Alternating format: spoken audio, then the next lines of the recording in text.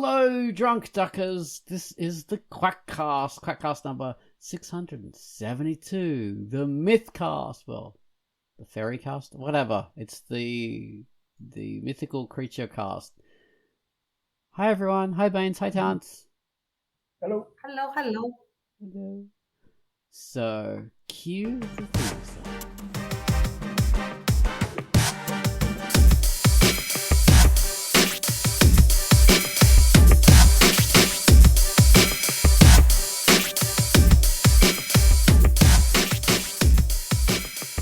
Our theme music. Hello, welcome to the Quackcast with Ozonation Tantz and Lord Baines, the amazing dragon creature, or I should say,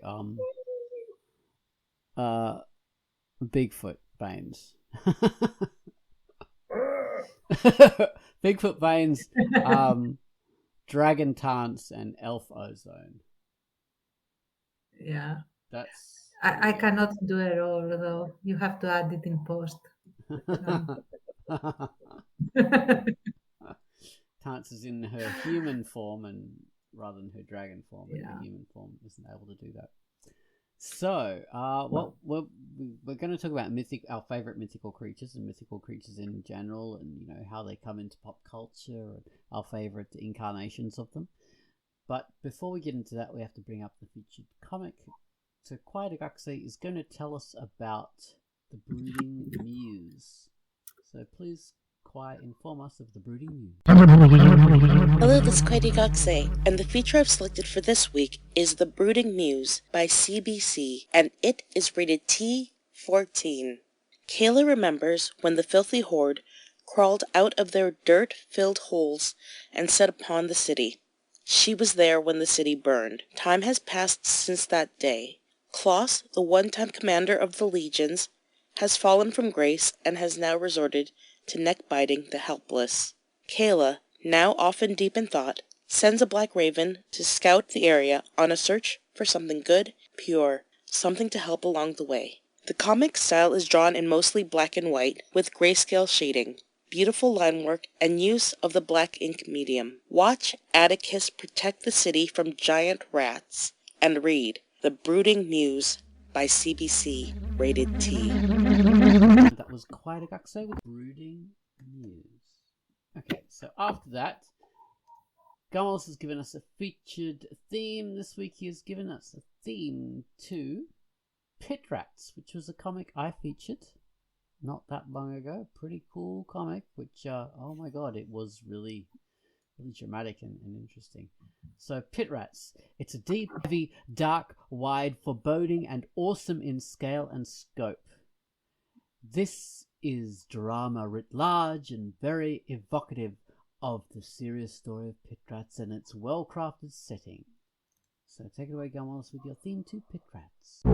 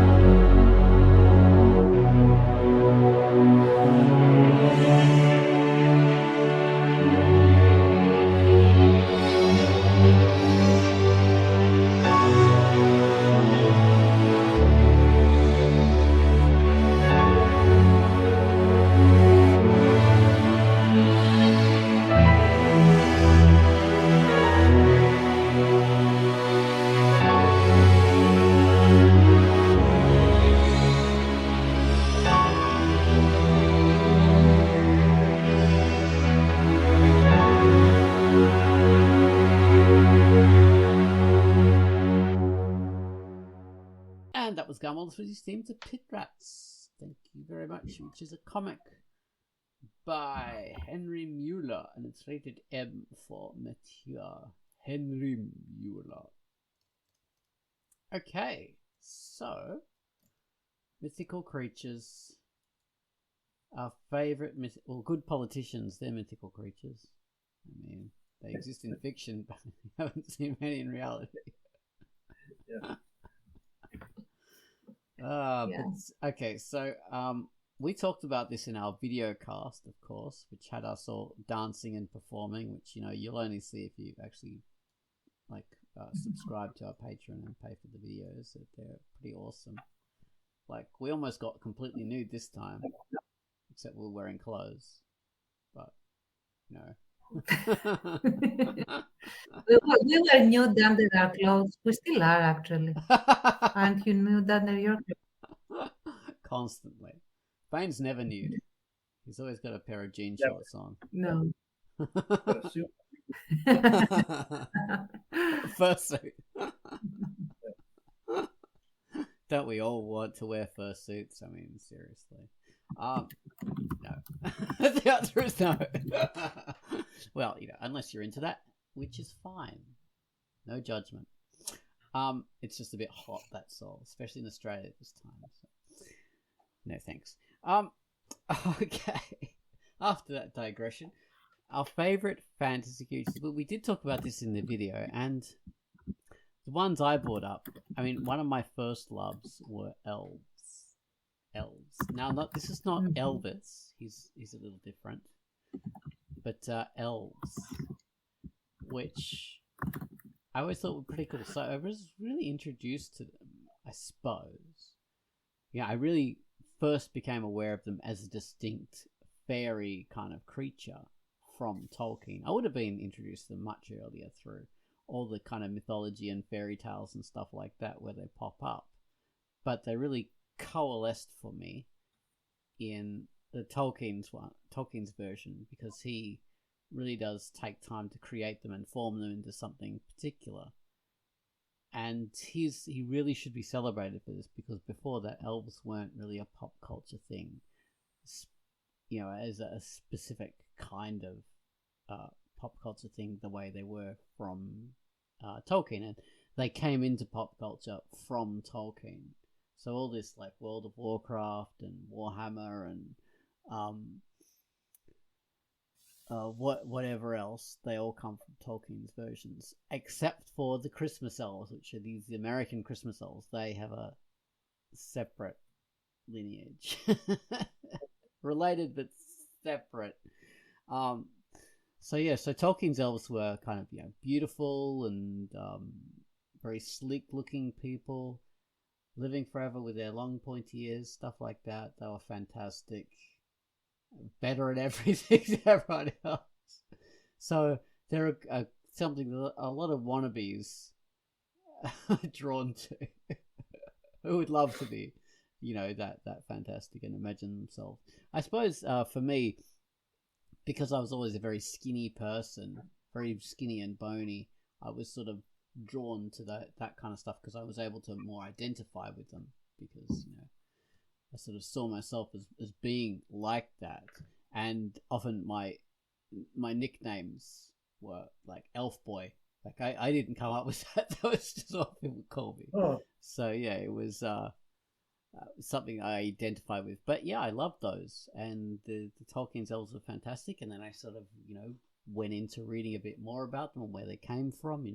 Where did Tolkien get his? And of course that comes from a mixture of Celtic mythology. So in Celtic mythology, they're a sort of subset of the fairies, and they can be kind of ugly and small with like pointy ears and stuff, but they can also be very beautiful and pretty when there's a kind of like these royal kind of elves with this court, and they can fool people into thinking they're more beautiful, and they steal people away to be part of their court. So they're mythological kind of semi-godlike beings. And then of course there's the Germanic kind of Norse elves, who there's a mixture of things. Like if we go to Iceland, we have the Yule lads, who are short, mischievous buggers who play tricks on people.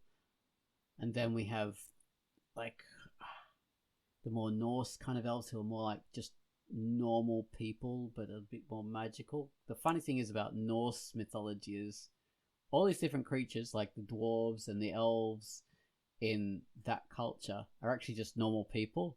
Even the gods, the Aesir and the Vanya, are just they're just all kind of humans. They're not really short or really tall or really big or muscly. That's kind of like Tolkien's changes to these creatures. In that mythology, there's not that much difference from normal humans. So the dwarves are a bit shorter, and some they could have like bird feet and stuff like that, but they're not really outside of normal human shapes. Unlike the way we think of dwarves, being short and having huge hammers and axes and massive beards and that kind of stuff. So yeah, they're more like different ethnicities of those magical people in that kind of area. But yeah, the modern Christmas elves sort of come from that more Germanic tradition of things like the Yule lads and that kind of stuff. So that's where they're stolen from. But through American culture rather than like the traditional kind of Christmas culture. It wasn't really part of like all, so we've got all these different Christian people who all have like Santa Claus or Father Christmas or Saint Nick, but not all of them had elves. From the limited stuff that I know, that seems to have been like sort of like an American amalgamation. They sort of did that. So what do you guys think about that? I mean, depending on the definition of elves, we have had like medieval Greece, and I'm talking like 1200s to 1500s. Like around there was the peak of medieval Greek mythology, if you like. We did have elves for Christmas, but they were, of course, they were not called elves. Or rather, it's a weird thing. The particular Christmas elves were not called elves. They are little like trickster beings that cause mischief, like come up on the surface of the earth for the 12 days of Christmas, and they cause mischief, and you have to fool them, which is not really hard to do because they are stupid, really stupid. So yeah, they cannot count beyond the number 3 because 3 is a holy number, so they cannot say it, and they have to start over. So a way to keep them out of your house is to take like a colander, a sieve, and put it upside down in front of your door, and they will stop and count the holes. Yeah, but because they cannot count beyond 3, they will restart and like be occupied all the time with it. So this sounds very much like a mixture between the Yule lad kind of elves, because they're associated with Christmas, but also massively about the Celtic elf creatures, because that is all they're constant. They are Celtic fairies, are all about being fooled by stupid stuff like that. That's all they ever do. So maybe that came from Celtic mythology.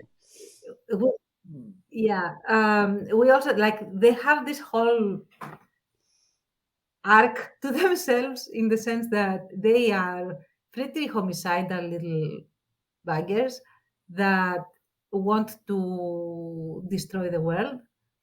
So what they are doing the entire year is, while they are underground, they have access to the roots of the tree of the world, because supposedly we are all living in a tree. Don't question it.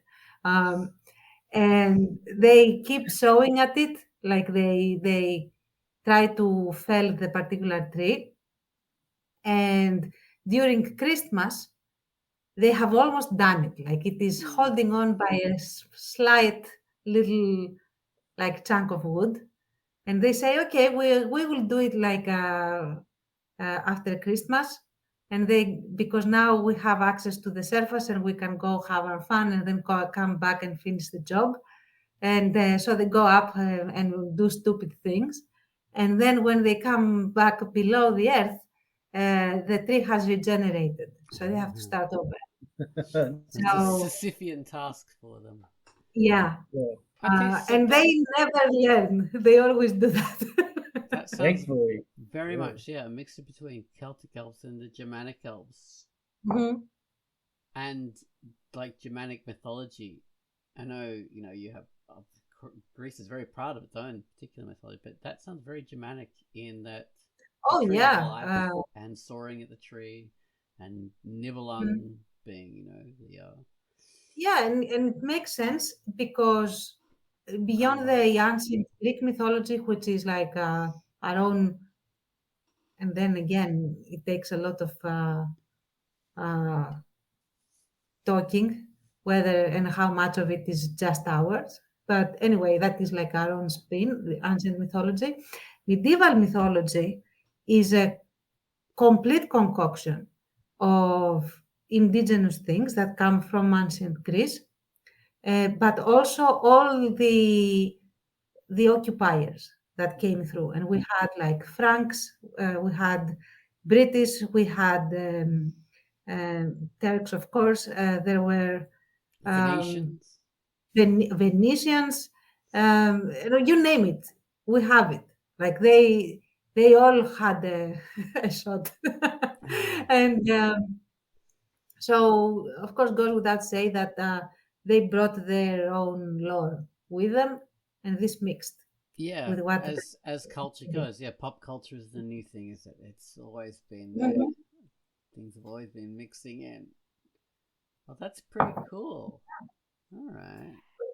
Which is like the last thing I'm going to say, which I think, and this is my thing, I cannot, no other scholar that I know has said this, but our word for elves is xotiko, which means literally exotic, something exotic, unknown to us. So it could be just that they were imports from the north and from the west. So yeah, well, that's pretty cool. Wow. Yeah, that's a good theory, and I love it how you can you can see in there like possible origins from all the different parts. So, Baines, you're a fan of the Bahingas. No, you're a fan of Bigfoot. Yes, and in our comic, we're doing a variation on that myth, maybe. That's what you're referencing there. Yeah, but that's unclear. But yeah, I guess I loved it in maybe in a Blair Witch kind of way. Like I would read about this stuff and I believed it was all real, monsters, ghosts, and UFOs. And, it had enough of an impact on me that I like believed it. So I guess in particular the Bigfoot thing, this creature that was undiscovered, but there were some, a few grainy pictures and videos of it over the years. Captured my imagination. Yeah. So that always captured my imagination. And, how cool. Related things to that. Yeah, definitely. And monsters, like, because of movies at the time, like the vampire thing was big, and I like the Universal monsters, so all of that stuff. I'd say with the Bigfoot, Yeti, what's that? Yeti, Bigfoot, Abominable Snowman, and what was the other one? Sasquatch. Sasquatch. Catch-all. So those are the four kind of main names for the thing. So yeah, like, what's the difference between all those things? Like different origins for different. The Abominable Snowman and the Yeti, I think, are like a polar bear version. Aren't they the white one. Snow? Yeah, they're the white ones. Mm-hmm. White fur. Sasquatch is more of the Rocky Mountains / forests and wilderness of America / Canada. Okay. Brown fur. Bigfoot is sort of a nickname. That's how it was explained to me when I was a kid. Like, why are there two names? So And they're my all aunt- big feet, but there's different kinds of big feet. Yeah, like Bigfoot is kind of like slang. At least that was the impromptu explanation my aunt had for me. She's like, "Well, Sasquatch is too hard to remember." So like, people are like trying to talk about it, like Sasqua. They're like, "No, Bigfoot." It's easy to remember. Sasquatch. Like, okay, that's good enough for me. Okay. So the form the guy takes, well, the form the creature takes, he has to have bigger feet than normal. But are they proportional to his body, or are they like really huge feet? That's a good question. Why are they so focused on the feet? I guess because of the tracks. Like they find allegedly the tracks in the most woods. likely. They're bigger than human, so they're like larger than human feet. Okay. Yeah, but they're big. You know, they're Chewbacca's. The Chewbacca's. Yeah, they are. All Peter Mayhews or roaming around. So the form he takes, or the form they take, is like a large ape, like that stands on two legs and it's not a big knuckle dragger like a gorilla.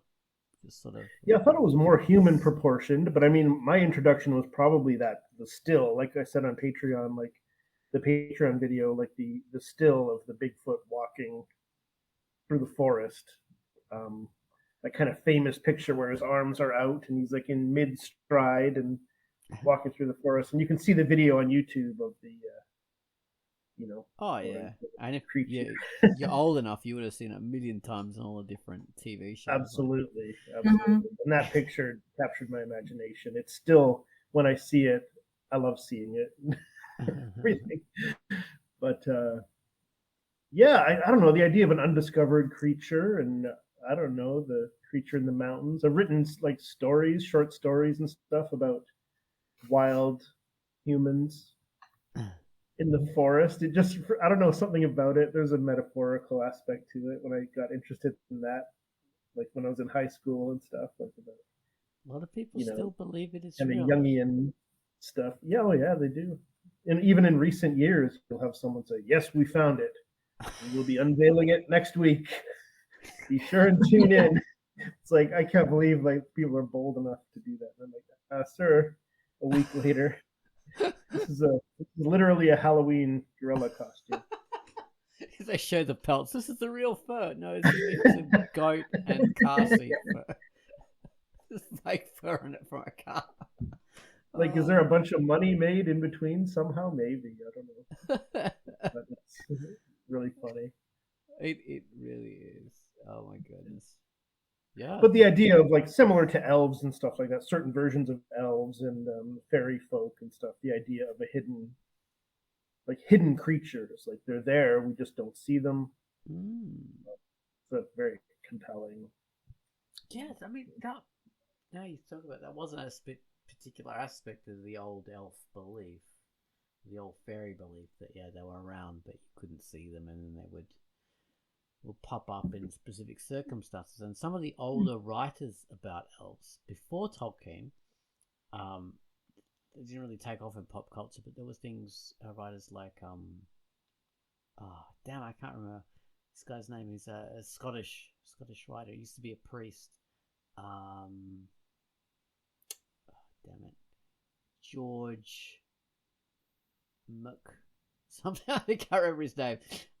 But yeah, these people did write amazing stories about elves spiriting people away to their other lands and taking them away and to their hidden places and being stuck with the elves. That stuff like that is absolutely terrifying. Yes, it could be. George MacDonald Fraser, I think, or it's either George MacDonald or George MacDonald Fraser, one of those two. I think it's just George MacDonald. But so one of the guys who really strongly believes in Bigfoot or Sasquatch or the Abominable Snowman was Brian Blessed, the actor who played a Vulcan in Flash Gordon, and all sorts of different characters. He's a big bearded guy with this big booming voice. He's in Blackadder, in the first Blackadder series as the king. If you remember that. Ooh. And he believed in Bigfoot? Yeah, completely. Famously? Oh, interesting. Like he's been on the mountains looking for it. He's been on Mount Everest looking for the Yeti. So he strongly believes it. Wow. All right. So Well, Tintin found the Yeti. What's that term? Oh, Tintin found the Yeti in Tintin, Tibet. Tolkien, Tintin found everyone. Tintin. Yes. Yeah. Funny you should say that and stop me whenever I become boring. But all the stories that we have that are like pre-pop culture mix and mass that happened like after the 50s or more or less, but like before that, we have all our elves are people that appear to you in human form. You cannot immediately tell that they are not human, and they often either strike bargains with you, or they give you a gift which is a magical object, and then things happen, like cause domino effects, and then it eventually either comes back to the magical person that gifted it to them, to the original simple human, or it serves the person that received it as a gift to be rid of whatever toxic environment they had, like evil stepmothers, mooching family, envious friends, you name it, they got rid of it, like things like that. And we always also had and then vanish. But they vanished not like in a spectacular way.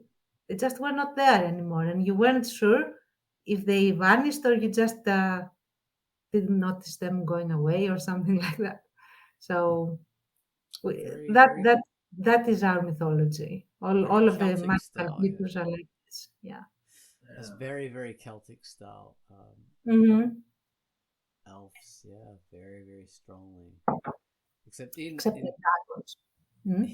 In Celtic mythology, the thing I like about elves from their version is that the elves aren't good and they're not bad. They're alien.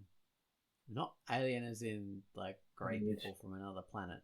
They think differently. They don't care about you at all. They don't wish you good or wish you harm. They just have their own cares in mind. They're like psychopaths in a way because all they care about is themselves. Yeah. Or they're just a different race. Just like we don't care about, I don't know, rabbits. Yeah. Because we don't. Right. They don't even find humans cute. But they do need humans, I think, just to bulk out their courts, basically, or incorporate them into their court. I don't know why, but they maybe to turn them into elves. I don't know. The stories really don't go much further into that. I mean, like, you could be abducted by the elves to be part of the wild hunt. That's a more British or English. I'm not sure. That more of the British Isles. That's their version. And the wild hunt is this bizarre thing that goes across the sky and chases whatever. I don't know. But yeah, you could also just be inducted into their court and be part of their group. Or you could be abducted away and lose time, and then you can come back to the reality and all your family will be dead. Or, you come back like months or years later not remembering. You're just thinking, oh, I was just gone a day. And your family go, oh, where have you been? What's happened to you? Or they could do horrible things like gift you the red shoes and force you to dance until you die. Oh man, yeah. But they don't do that because they hate you or anything. They just do that because they do that. I like that aspect of them. I like that alienness, because it's like dealing with like a wild animal. Wild animals don't care about you; they only care about themselves. And they're alien. They think differently because they're a different creature. So yeah, I like that. Anyway, sorry, I butted you. Were going to say something, Tantz? No, I was I totally agree. Ours are not completely alien from the humans. They are pretty much well aware of what makes humans tick, and they love to mess with this, not necessarily in a trickster way. You could have like an evil elf, let's call it that, who likes to use your weaknesses to make you the agent of chaos in a village, and trigger all the other evil stuff in every, like bring the worst out. Like dominoes, that's what you're saying. Yes. Or you could have like, for example, you could have a very benevolent elf who wants to protect you from all the injustices happening and that humans fail to basically address, to deal with. And of course, then there are the self, like they don't have a society, like there is no court of the Unseelie court, or there is no other magical kingdom. They are lone presences that you may or may not encounter, and if they choose to occupy themselves with you, you will become changed. That's the norm. Like something will change for the better or worse, but something will change. So one of the prayers, like the medieval prayers, is pray I do not meet one of these creatures in my travels, because usually it happened while you were traveling. Or they came to your door, either or, like. Well, yeah. So in the more British Isles Celtic mythology, then you'd to avoid them coming to your door, you do all kinds of things with iron. That was a thing, like protect yourself with iron, or turn your clothes inside out because that makes them crazy. Oh yeah. Those kind of things. But so the iron thing that has a very specific origin, because people would find old arrowheads stuck in their sheep's feet and their sheep's fur, all the flint arrowheads, and they believe, oh, this is elf shot. The elves were wounding our sheep to try and get them or whatever, or to just be mischievous. So the elves, they can't make stuff out of steel like us, or out of iron. They have to make it out of stone. So they must have like an aversion to iron or steel, and it must burn them or something. And so that's where that myth started, that elves or fairies, they can't handle anything to do with iron. So that's how you protect yourself, by covering yourself in iron, or having a horseshoe above your your doorway or something like that. We didn't have it. I think like none of it. It's very, Tell me. It's very British Isles, very Irish, very British. You basically, and now that I'm racking my brain for defenses against the elves of the type I just mentioned, and there are none really. You can defend yourself from low tier elves like the ones in Christmas and their kind. They have a specific name in Greece called Kalkajari. And these are like leprechauns, more or less. Like they are short, ugly looking, very carnal, and very very lowbrow humor. They are not refined. But if you encounter one of the serious ones, the ones that are, the ones that you really need to look out for, that test you and know you, and they're not at all like, animalistic, you cannot fool them and you cannot trick them. The only thing you can do is reveal them if you throw salt at them. Salt's always a defense against spirits and things for some reason. Yeah. Or holy water. That's another one. And so I wonder if they could even be related to demons or slightly demonic spirits or jinns as well. There's another. I would say jinns a little bit, but not demons. Demons are a whole class by themselves. They are a very specific type of fantasy creature. And I'm saying fantasy creature because they are, semi-biblical, but not the medieval versions.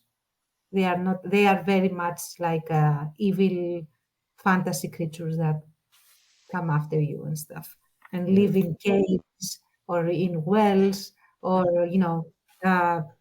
places like this. Evil and spirits. like evil spirits, but they are not the biblical type of demon. Biblical demons aren't as interesting as the more secular versions of demons, which are way more scary and interesting. Biblical demons are pretty simple. Yeah, straightforward. They're doing a job, basically. Yeah. They're not even that evil. They're just doing their job. No, ours are pretty evil, at least. I mean, the way that they are conveyed, or at least the zeitgeist over here. The Orthodox zeitgeist is that they are so evil that they don't really feel anything. So they are like, they go until they are like exorcised. They will not stop. So. Okay. But I mean, there's specific named ones in the Bible, and they have a job to do. Mm-hmm. Whereas the more demonic demons from, secular versions of, I mean, they had their origin, obviously, in biblical stuff. But say we've got Hieronymus Bosch, the way he creates his demons, and all these fantastic, Renaissance and medieval illustrators, the way they create their demons, and they're far more interesting than the stuff in the Bible. They're far more evil and gross and horrific. Yeah. Faustian Absolutely. demons that torture you and all this kind of stuff. So yeah, that's what I like. And modern pop culture demons as well. Speaking of that, Hyena Hell, great artist who draws a lot of demons. Fantastic, all the different versions that she creates. But yeah, I quite like the modern versions of demons rather than the biblical ones. I think those are fantastic fun. Although I do get a bit annoyed when demons are always made the good guys. That happens in I hate that. and manga. Yeah, I hate that, really. Try and be more original. Give us. Yeah, that's been done so much. Yeah. And the angels are the bad guys. I mean, come on. I mean, why? Why? It's not edgy anymore. Stop it. Yeah, just simply turning that on its head all the time.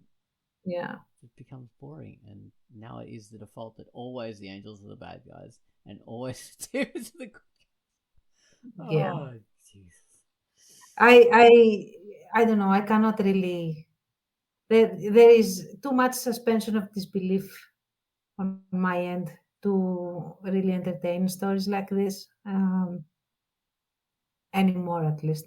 But yeah, I have to talk about the dragons a little bit. Yes. Oh God. Okay. So Tantz, your favorite creature, as we talked about in the Patreon video, were dragons. Yeah.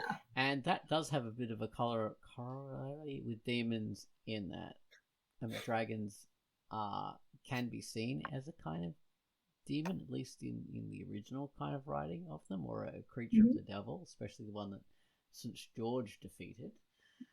There's a lot of I can say about that. yeah, because although the British and especially the Welsh like to claim St. George's has nothing to do with No. Britain or Wales. No, but okay, we're not gonna pick a fight over this. Like, I have their version.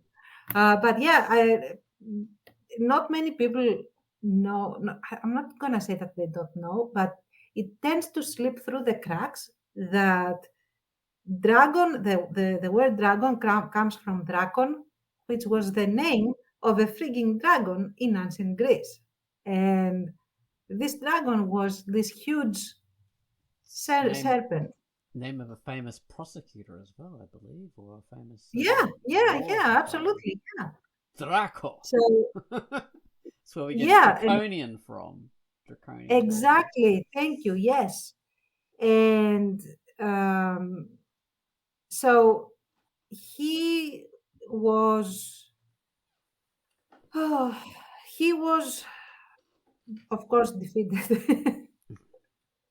um, he was defeated. He appears in a couple of old myths. One is against Apollo when he was claiming Delphi. Dragon was there. He was this big serpent that was killed and then rotted in the fissure over which the Pythia made her got high and said things. And then there is also the one that guards the garden of Hesperides with the golden apples.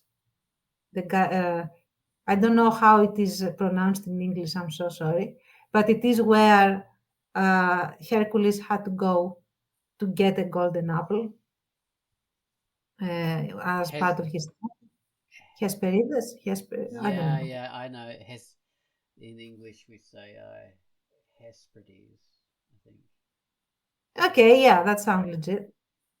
Well, anyway, so we had quite a few dragons, and they are all serpentine, and some of them are with many heads, not like the Hydra because that's a different one. Really? Okay. Yeah. There's a three-headed one, but I think that's Tiamat, and that's from a Phoenician religion, so that's different. Yeah. But yeah, okay. We don't have Tiamat in Greece. We probably do. I would have to say it. But yeah, and these dragons are always chthonic deities, like from the underworld. They're underworld deities. So when Greece was Christianized, the dragon got associated with the serpent in the Garden of Eden. So, I see. Because it is a magical serpent that is also guarding a tree with apples, even though there is no apple in the Bible, the apple is a thing. Anyway, it's guarding a tree of fruit that is forbidden. So you can see how you can have this conflation very easily.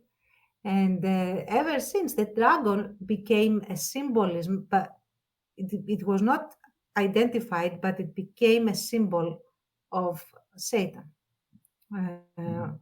And that's why they slay the dragon, St. George, because it is a symbol of Satan, and that's the dragon. And we realized that it was a metaphorical story, but not everyone does. But it was, I love like really big, magical, cool snakes and serpentine dragons that can fly, dragons that are all kinds of dragons, with or without fire. There's a lot of, okay, so yeah, we've got the Greek version, and there's the Norse version, which was Jormungand. There's two main ones in Norse religions, Jormungand, and then there's Yeah. Can't The one that remember. would cause Ragnarok. Yeah, it's the one that's chewing on the roots Yeah. of the world tree, which is I'll different find from Jormungand. Oh, Jormungand's there. funny. this world tree. Everyone's going after it. What's that, Bates? I said all these creatures are going after the world tree. All the time. Yes. No, it's in freaking danger. We got to do something. Get some exterminators in there. I'm getting on change.org right now. The Midgard serpent, Jormungandr. That's why I never learned German. Okay, so it's the same one then. Yeah, so it is the same one. They all get conflated. Yeah. Yeah, so there's that. That's their famous one, and then we have, of course, all the Chinese and Japanese ones, which are different because they're not animalistic. They're either god tier creatures, or they're kind of almost gods who are, or sort of more local gods who, like the god of a river, mainly things like that. Things that are serpentine on the earth, and of course they have their dragon version, but they're not called dragons. That's a Western name. They're called, I think in Japanese, they're called things like ryu. And there's different kinds of ryu, whether it's based in water or the air or, the earth. It just depends. So those are, they're not really dragons the way we think of as dragons, because we think of dragons as more creatures. Those dragons are not creatures at all. They're more holy spirits. So it always irritates me when people go, oh yeah, the dragon, referring to Asian stuff, because they're not at all the same thing. Visually they are, but okay, so yeah, that's the other. There was another version of the Norse dragon, and it's Nidhogger. Nidhogger. So yeah, there's the Asian creatures who are like dragons but not quite the same thing, and we wrongly conflate them more than they should be, I think, because there are very important differences between those. But every culture has a draconic like creature, because the Australian Aboriginal version is the rainbow serpent, which was all the beautiful colours of the rainbow, and that the rainbow serpent created the world and everything. Created absolutely everything, but mainly Australia. Because Australia's created before everything else. And let's not forget the serpents of like Aztec mythology. So many. Yeah, the quite. Okay. So Quetzalcoatl. say it again. I think Quetzalcoatl. Yeah, there you go. It's very hard to pronounce. It starts with Q's and got Z's and T's and A's. Yeah.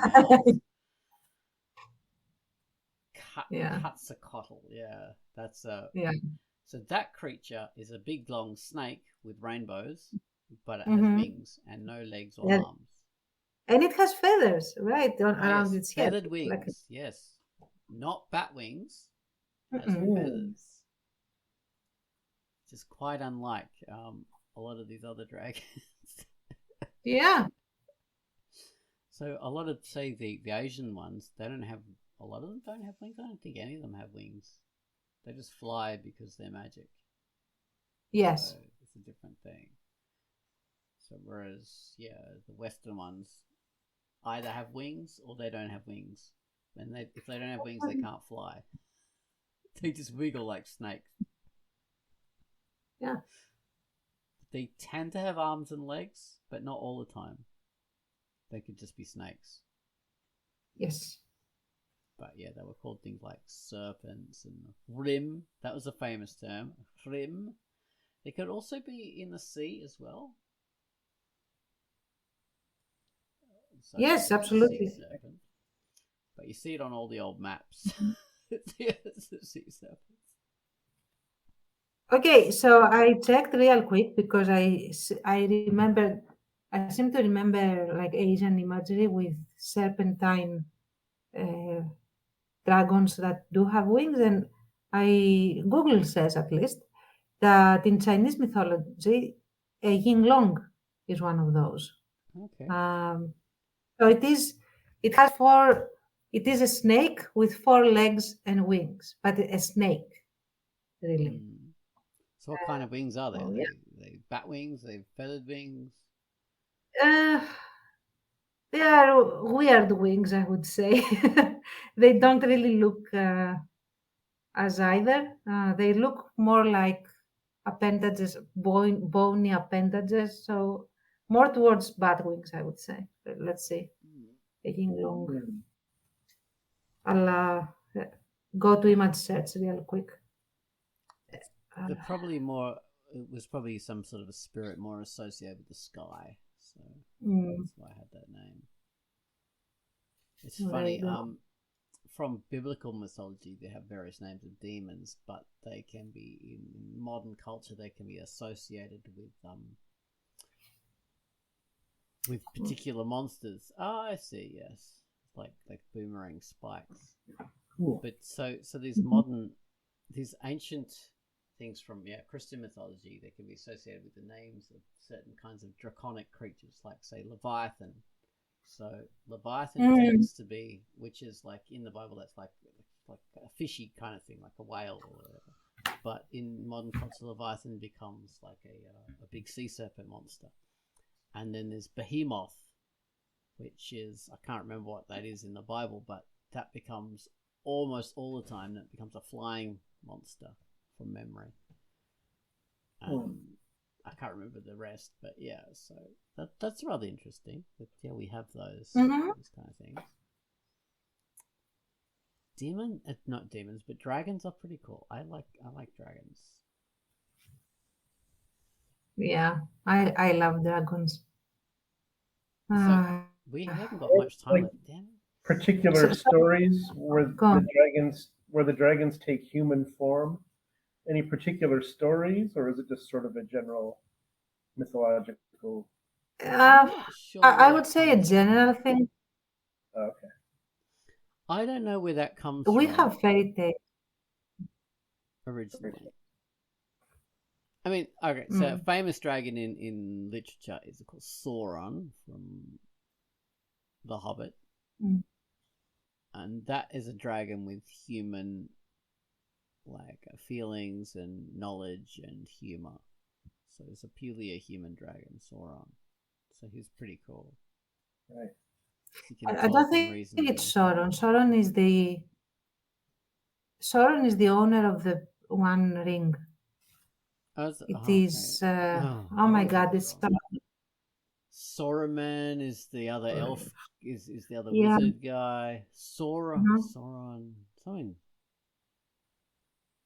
Yeah, you're right. But it's damn Tolkien reusing all these names. Smaug. There you go. Smaug is totally different, but it starts with an S. So there. Smaug. So Smaug, he's a famous one. The Dragon and George, I love those stories. Those are fantastic stories by I think George R. Martin, maybe. I'm not sure, but anyway, those are fantastic stories. So he originally started those in the 1950s, I think, as pulp sci-fi, where a human man, gets transported to medieval Europe into the body of a dragon, and he becomes a dragon, and he has to, they have to fight the whole Dragon and George situation, but from the wrong way around. And then later on, he revisited these stories that he created from the 1950s and turned it into a whole fantasy series in the 1990s, I think. And it's pretty awesome. It takes off as if it was like from the next day, even though it was written like 40 years later. So that's freaking incredible.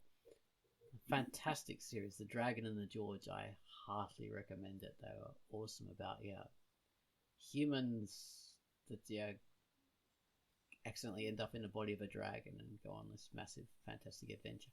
There's even a cartoon. There was even a movie based on it. So, but oh no, it's not as good. It's pretty shit actually. It's called Flight of Dragons. It's not as good. Oh, okay. Yeah. Right. So that's a pretty cool dragon-based thing. Well, let's see. There's the Dungeons and Dragons, which that's thing is named after there. So those dragons are every single. I think of Dungeons and Dragons like the Wicca of fantasy, in that they just take everything from everywhere and just consolidate it all into their one mythology. Yes, probably. Well, I don't know about the Wicca, but the Dungeons and Dragons do that. So. Oh yeah, they steal everything from everywhere and they just make it their own. Same way Wicca does with like religions. They just steal everything, all the old pagan stuff, and just turn it into one big hodgepodge. But yeah, so and then there's dragons do pop up in everything. They're just like they're eternal. Oh, one of our famous vampires, Vlad Dracul. He gets his name because I think his dad was called he earned the honor of being a dragon, which was a particular honor for something in Transylvania. Like what's Order of the Dracul? Is that the Order of the Dracul? Okay, yeah. Right. Yeah, but it basically means Order of the Dragon. Yeah. And the son didn't have any kind of claim to that because it was his dad. He sort of adopted it. So Vlad Dracul, but Vlad really didn't earn that title himself. From what I remember, he just took it on because that was his dad's. I could be wrong. I'm usually wrong about everything. I really do not know. So. But that's interesting that from being a bad thing, dragon was, especially in the West, dragon was seen as a good thing for that weird Balkan culture. Is Transylvania Balkan? More Central Europe, aren't they? A bit north to be Balkan. It depends on the version. I would say like the most classic ones are Central Europe, I would say. I had a Romanian ours are yeah. Ours are not very classic. Yeah. A Romanian friend who actually came from Transylvania, from that specific region, from that exact region. So he wasn't very vampiric at all. He was the opposite. He was a big bear of a man. That's what he wanted you to think. Yeah. He was a Bigfoot. He was a Bigfoot. He was a Yeti. Posing as a... Very much so. He's very much a Yeti. What's his name? Radu, which is a very Transylvanian name. Radu. Nice. Okay. Oh, damn it. We could have talked about more mythological creatures, but we're just running out of time. It's not fair. Well, it's not fair. It would happen because there are so many of them. Like, we didn't even talk about mermaids, fairies, as in fairies like the classic fairy with the insect wings, all types of insect wings. I love those. Yeah, mermaids, because they're gigantic boobs. Medusa, the Gorgon, always a... Yeah, the Gorgons. Oh, wow. She has really complicated history versions. Yes. Yeah, thanks to Ovid, really, because before Ovid, it wasn't that complicated. And I did research into that, and it was... But we could talk about it another time. Yes. Oh, yeah. There's still time. There is still time. One of the funniest things to me is that, okay, oh no, the call's about to end. Alright, I'll talk about Okay. it afterwards. There were also centaurs and dryads and nymphs and Centaurs is what I was going to talk about. yeah. Okay, bye. Bye.